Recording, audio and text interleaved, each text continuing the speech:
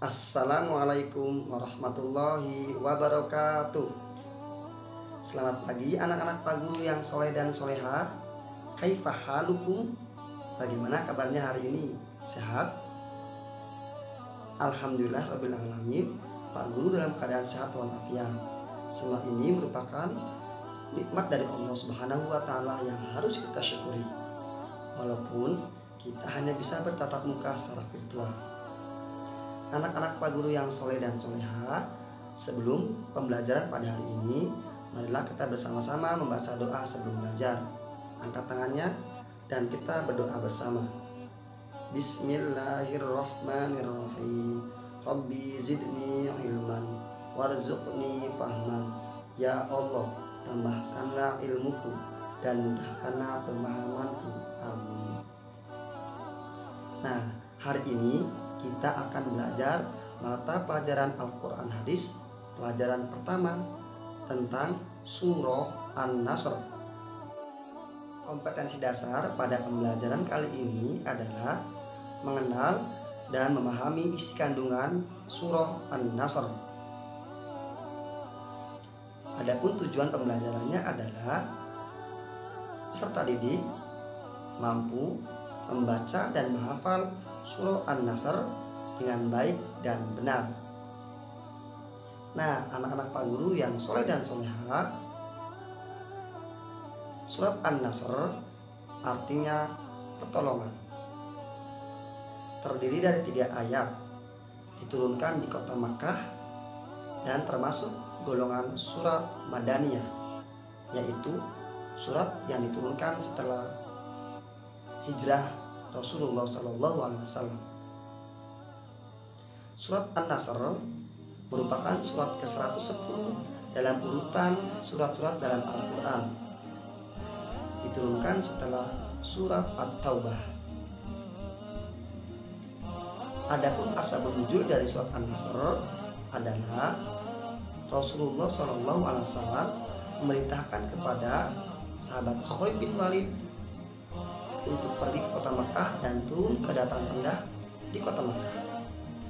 Nah, di dataran rendah kota Mekah ini, kaum muslimin berperang dengan kaum kafir Quraisy.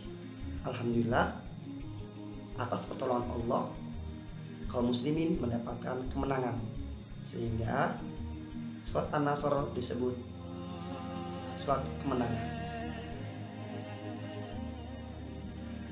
Anak-anak Pak Guru yang soleh dan soleha, ada beberapa pelajaran yang dapat kita ambil dari surat An-Nasr, yaitu yang pertama, apabila kita mendapatkan nikmat apapun itu, termasuk nikmat kemenangan,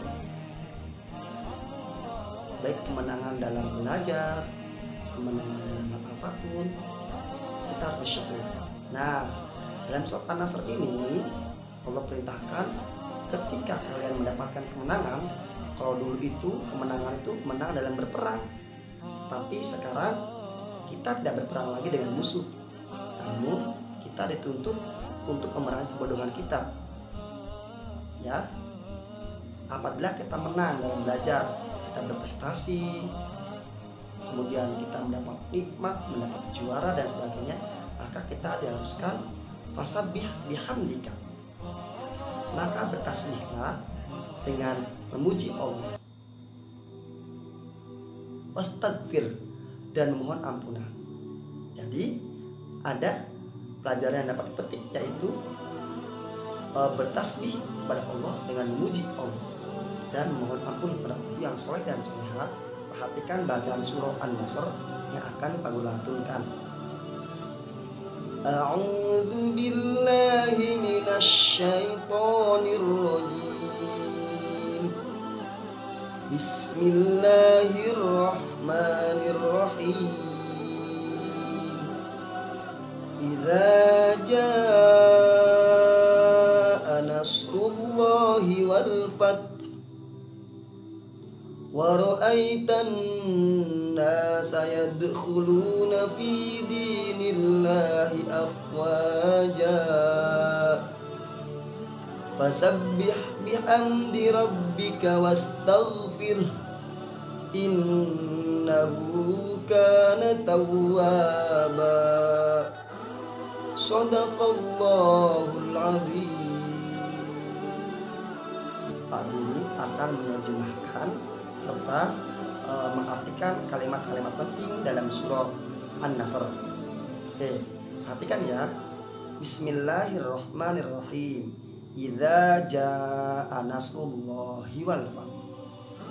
Idza jaa, apabila telah datang, nasrullah, pertolongan Allah, wal fath, dan kemenangan.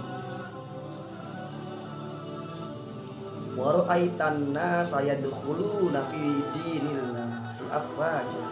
Wa ra'aitan nas, dan melihat manusia, yadkhuluna, masuk, fi dinillah, ke dalam ajaran Allah atau ke dalam agama Allah, afwaja, secara berbondong-bondong.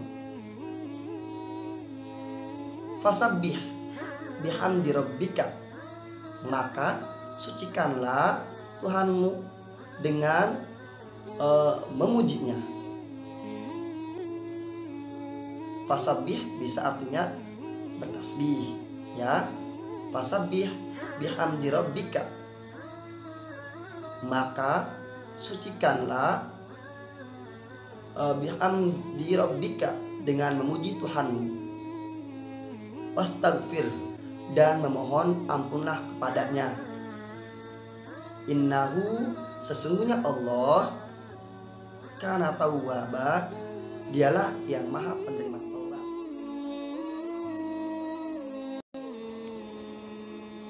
Baiklah, sebelum kita menutup pembelajaran pada kali ini, Pak Guru akan menyimpulkan materi pembelajaran. Yang pertama, surat An-Nasr artinya pertolongan. Surat An-Nasr tergolong dalam surat Madaniyah yang diturunkan di kota Mekah. Terdiri dari 3 ayat dan merupakan surat yang ke-110 dan diturunkan setelah surat At-Taubah. Orang yang memohon rezeki dan pertolongan pada selain Allah disebut musyrik. Untuk mendapatkan rezeki dan pertolongan, kita hendaklah selalu berusaha dan berdoa.